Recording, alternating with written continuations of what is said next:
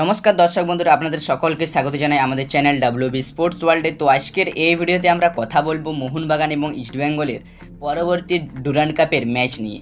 কলকাতার চিরপ্রতিদ্বন্দ্বী দুটি দল ইস্টবেঙ্গল মোহনবাগান দুজনেই কিন্তু সেমিফাইনালের জন্য কোয়ালিফাই করেছে এবং দুই দলের ম্যাচ নিয়ে কথা বলবো। তার সাথে কথা বলবো মোহনবাগানের নতুন বিদেশি ফুটবলার মিগুয়েল ফিগুয়েরাকে নিয়ে। তার চোট নিয়ে বড় খবর বেরিয়ে এসেছে, সে বিষয়ে নিয়ে কথা বলবো। সেজন্য আপনাদের কাছে একটি অনুরোধ, ভিডিওটি অবশ্যই শেষ পর্যন্ত দেখবেন। প্রথমেই যদি আমরা কথা বলি সামির জেলকোভিচকে নিয়ে, তো গতকাল জামশেদপুর এফসির বিরুদ্ধে কোয়ার্টার ফাইনালে কিন্তু অভিষেক হয়ে গেল সামির জেলকোভিচের। তবে সামিরকে যতক্ষণ মাঠে দেখলাম তার কিন্তু ফিটনেসের এখনও ঘাটতি রয়েছে, এমনটাই দেখে মনে হলো আমার মতে। তো আপনাদের কি মনে হয়েছে আপনারা কমেন্টে জানাবেন। সামিরের কিন্তু এখনও পর্যন্ত পুরোপুরি ম্যাচ ফিট হয়ে ওঠেননি, এতটাই কিন্তু দেখে মনে হলো গতকালের ম্যাচ নিয়ে। এরপরে যদি আমরা কথা বলি প্রথম সেমিফাইনাল নিয়ে, অর্থাৎ ডুরান্ড কাপ 2026-এর প্রথম সেমিফাইনাল ইস্টবেঙ্গল এফসি বনাম স্পোর্টিং ক্লাব দিল্লির বিরুদ্ধে হতে চলেছে 19 অগস্ট সন্ধ্যে 7টা থেকে বিবেকানন্দ যুবভারতী ক্রীড়াঙ্গনে। তো নিঃসন্দেহে চ্যালেঞ্জিং হতে চলেছে এই ম্যাচটি ইস্টবেঙ্গল এফসির জন্য। তো আর্মি রেডকে 1-0 গোলে হারিয়ে সেমিফাইনালের জন্য কোয়ালিফাই করেছে ইস্টবেঙ্গল দল, যেখানে স্পোর্টিং ক্লাব দিল্লি প্রতিটি ম্যাচেই কিন্তু দুর্ধর্ষ পারফরমেন্স করে সেমিফাইনালে উঠে এসেছে। গত মরশুমে আইএসএলে আমরা দেখেছিলাম যে স্পোর্টিং ক্লাব দিল্লিকে তার বিপরীত মুখ কিন্তু এই মরশুমে স্পোর্টিং ক্লাব দিল্লি দল। প্রতিটি ফুটবলারই খুবই ইয়ং ফুটবলার রয়েছে স্পোর্টিং ক্লাব দিল্লি দলে। আশুতোষ মেহতা এবং আরও 1-2জনকে ছেড়ে প্রতিটি ফুটবলারই কিন্তু খুবই ইয়ং ফুটবলার। সেক্ষেত্রে কিন্তু স্পিডে বিট করা মুশকিল হবে স্পোর্টিং ক্লাব দিল্লির ফুটবলারদের। তো ইস্টবেঙ্গলের জন্য চ্যালেঞ্জিং হতে চলেছে এই ম্যাচটি। কোনো সমস্যা ছাড়াই East Bengal FC sporting club Delhi দলকে হারিয়ে দেবে, এই বিষয়টি যদি আমরা বলি পুরোপুরি ভুল হবে। নিঃসন্দেহে চ্যালেঞ্জিং হবে প্রথম সেমিফাইনাল ইস্টবেঙ্গল এফসি বনাম স্পোর্টিং ক্লাব দিল্লি। এরপরে আমরা কথা বলবো মোহনবাগান দলকে নিয়ে। তো গতকাল মোহনবাগানের কোয়ার্টার ফাইনালে নেমেছিল জামশেদপুর এফসির বিরুদ্ধে মোহনবাগান দল।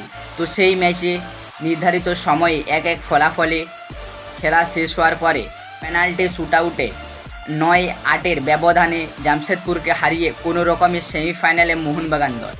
হ্যাঁ বন্ধুরা, নিঃসন্দেহে গতকালের ম্যাচ যারা দেখেছেন হতাশাজনক পারফরমেন্স দিয়েছে কিন্তু মোহনবাগান দল। সেকেন্ড হাফে কোনো গোলমুখী সুযোগ কিন্তু তৈরি করতে পারেনি সবুজ মেরুন ব্রিগেড। সেখানে কিন্তু লিস্টনের অফ ফর্ম এবং লিস্টন 62 মিনিটের মাথায় সাহাল আব্দুল সামাদের একটি পাস করা বল, যে গোলটি পুরোপুরি ফাঁকা ছিল, সেইখানে কিন্তু গোল করতে ব্যর্থ হন। যে বলটি তাকে পাস দেওয়া হয়েছিল সেই বলটি তিনি রিসিভ করতেই পারলেন না এবং সহজ গোলের সুযোগ কিন্তু নষ্ট করলেন লিস্টন কোলাসো। তাছাড়া আর কোনো গোলমুখী সেরকম সুযোগ কিন্তু মোহনবাগান তৈরি করতে পারেনি গতকালের ম্যাচে। তো কিছুটা হলেও হতাশাজনক পারফরমেন্স দিয়েছে মোহনবাগান গতকালের ম্যাচে। সেখানে প্যানস ডিরিম প্যারিস তিনিও কিন্তু হতাশ মোহনবাগানের এই পারফরমেন্স দেখে।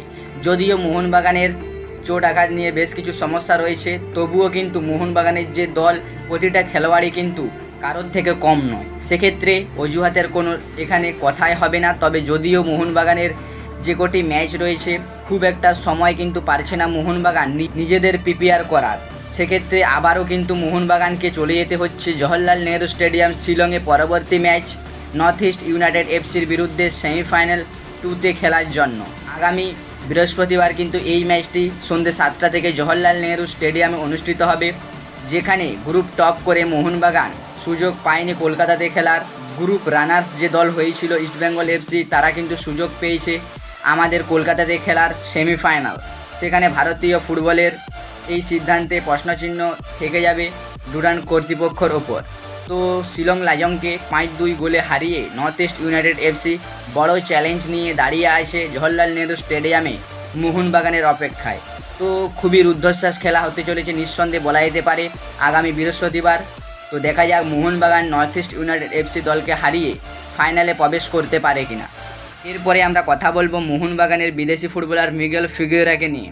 তো তার কিন্তু একটি চোট রয়েছে, যার কারণে গত ম্যাচে তিনি দলের সঙ্গে থাকেননি। তো পরবর্তী ম্যাচে থাকবেন কিনা এ বিষয় নিয়ে বড় প্রশ্নচিহ্ন সমর্থকদের মনে। তো এ বিষয়ে আপনাদের সকলকে জানিয়ে দিই তার চোটটি খুব গুরুতর নয়। তবে এই মুহূর্তে যদিও তার চোট রয়েছে, তার চোট নিয়ে এখনও চূড়ান্ত আপডেট এখনও বেরিয়ে আসেনি। তো পরবর্তীকালে এ বিষয় নিয়ে আপডেট বেরোলে আমরা অবশ্যই আপনাদেরকে জানিয়ে দেব। তবে সম্ভাবনা রয়েছে মিগেল ফিগুয়েরার পরবর্তী যে ম্যাচ রয়েছে সেমিফাইনালের নর্থ ইস্ট ইউনাইটেড এফসি দলের বিরুদ্ধে, সেই ম্যাচে হয়তো অ্যাভেলেবেল থাকতে চলেছেন মিগেল ফিগুয়েরা। তো আজকের এই ভিডিওটি এই পর্যন্তই ছিল। ভিডিওটি ভালো লাগলে অবশ্যই লাইক শেয়ার। তো চলুন দেখা হবে নেক্সট ভিডিওতে। ধন্যবাদ।